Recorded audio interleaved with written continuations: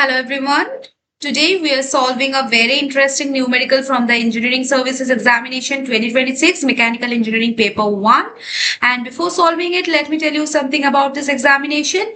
ESE is one of India's toughest engineering examinations conducted by UPSC, and the questions are rarely direct formula based. Instead, they test whether you understand the physical meaning behind the heat transfer, not just the mathematics. And today's question is a beautiful example of that. Here only the length of the heat exchanger is increased and everything else remains unchanged. So that means oil flow rate, water flow rate, overall heat transfer coefficient, diameter, material, only length changes. Okay. Now, first let's write the data. Oil inlet temperature.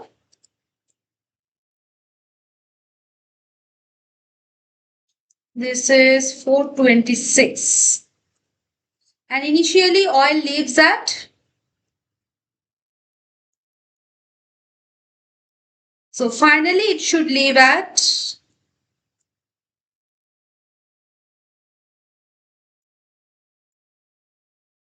And the cooling water inlet.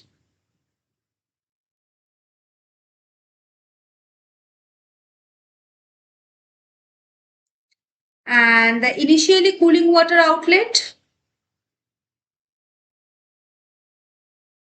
And initial heat exchanger length. And we have to find new cooling water outlet temperature.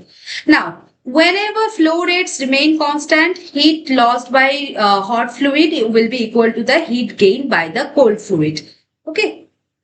So this equation becomes the first weapon. Okay. Now, initially heat lost by oil.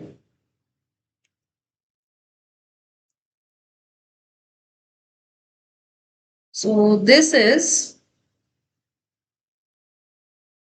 and the heat gained by the water.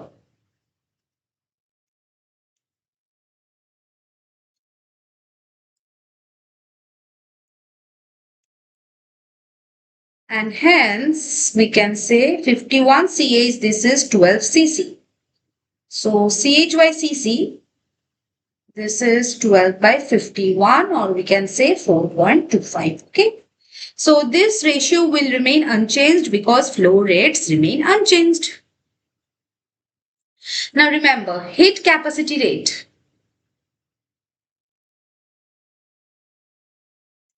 Okay, and if mass flow rate and specific heat remain constant, then C never changes. So this is why we can use the same ratio throughout the problem. Now, the oil leaves at 349 K. Right. So therefore, heat removed from oil Q2, this is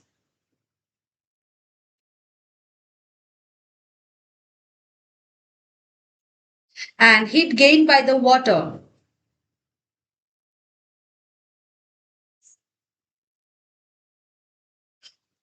So substitute the value.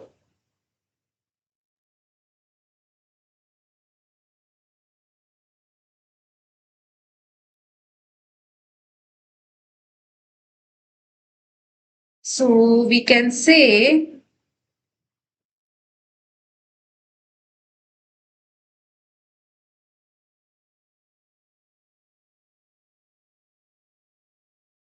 now calculate.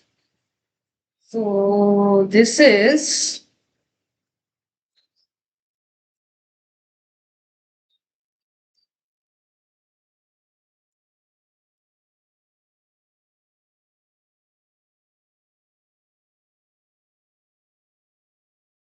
so this is the final answer for this question. Now, notice something beautiful. Initially, water outlet 300 Kelvin and now 306 Kelvin. Why?